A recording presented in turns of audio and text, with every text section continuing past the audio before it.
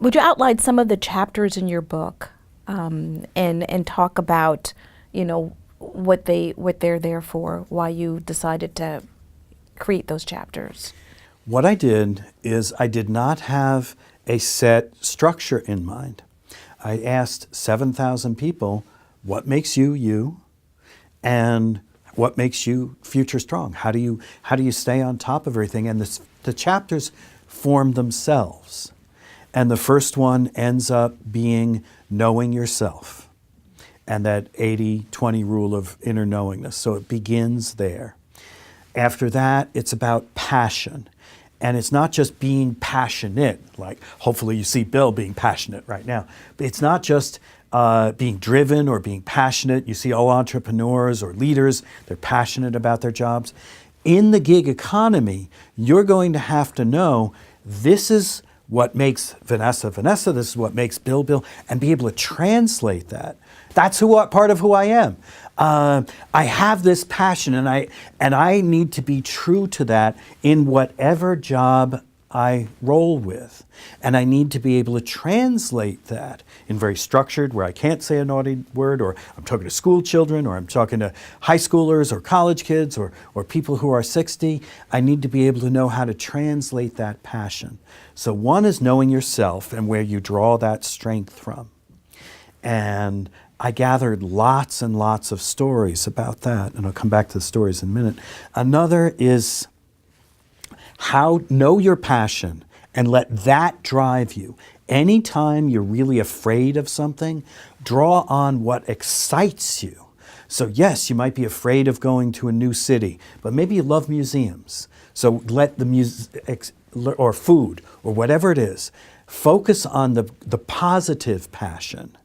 And in a new job, there's going to be lots of things to worry about, or a new economy, or the gig economy, or being replaced by technology. Focus on what you are passionate about and keep driving that through everything. You bring yourself wherever you go. Yes, yes. Now the next stage, whether you are falling in love or finding a new job, there is one element that, or starting your own company, there's one element that carries through all of them. It's the willingness to be vulnerable.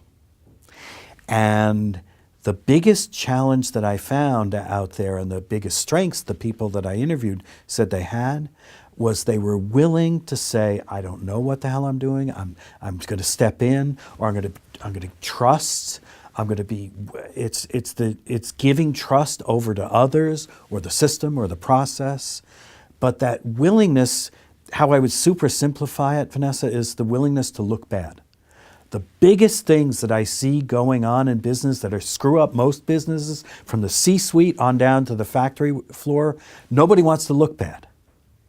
So, I want to know how I'm being perceived, and I want to be perceived right. So we start hedging things, and we start, figuring things out so that we don't look bad. Or, God forbid, lying. Yeah. So the willingness to be vulnerable. Now that is scary. Again, it's also falling in love. To really fall in love with somebody, you got to be willing to turn yourself over to it. So the first two are important. The knowing your strength and the passion helps you be smart about being vulnerable. No, I'm not talking about turning over your life savings to a stranger or opening up your refrigerator to the entire town. I'm talking about personal vulnerability, where you're drawing on your passions and your inner strengths. Another chapter focused on sacrifice. As we talked about earlier, what I have studied is the overwhelming majority of sacrifices that most people are being asked to make benefit the company or the customer of the company, but not the individual. All of us need to be smart about the sacrifices we make. And I can be honest with you right now, the vast majority, the overwhelming majority of sacrifices that most worker bees are asking to be made are not in their best interest. So you have to learn to be an entrepreneur and say, this sacrifice is worth it, this is not. And the final one, the fifth, is reliance. And that is teamwork on steroids. There's all talk about great teamwork. One of the best teams that I've ever worked with was U.S. Navy SEALs. And these guys will literally give their lives for each other. You can depend on them. So when it's not just an expression, I have your back, they literally have their lives in their hands. And most of us, when we get together, like right now, this film crew, you and me, we're an ad hoc team. We came together for a project, we're putting together a video, and then we're going to disband. And we have each other's back as far as this project is concerned. But you don't know my life goals, I don't know yours. True reliant behaviors in great teamworks, in a great team environments, is you knowing that Bill wants to leave this company within 2 years, and you ask me, you just took on more responsibility for the company. That's great, and you're getting another promotion, but is that really what you want in your life? Having each other's backs holistically. So that's reliance teamwork.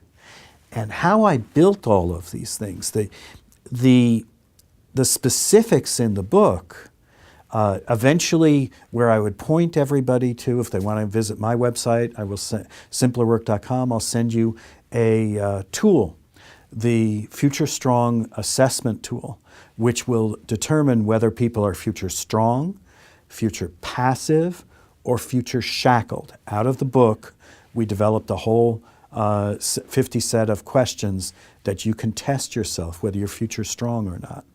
Beyond the tool, though, what I want everybody to think about is the stories in the book.